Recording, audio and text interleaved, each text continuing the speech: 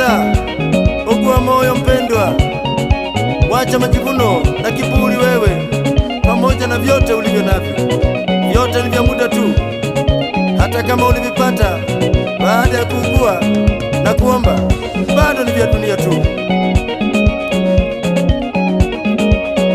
Ukisoma Petero wa pili inasema, mbingu za sasa na dunia ya sasa imewekwa kabisa tayari kwenye moto, moto usiozimika milele. Ninakuhurumia wewe uliyeweka matumaini kwa vitu vya kuonekana na macho. Kufunga kwako na kuomba ni juu ya watoto, ndoa, pesa, magari, mashamba, huduma.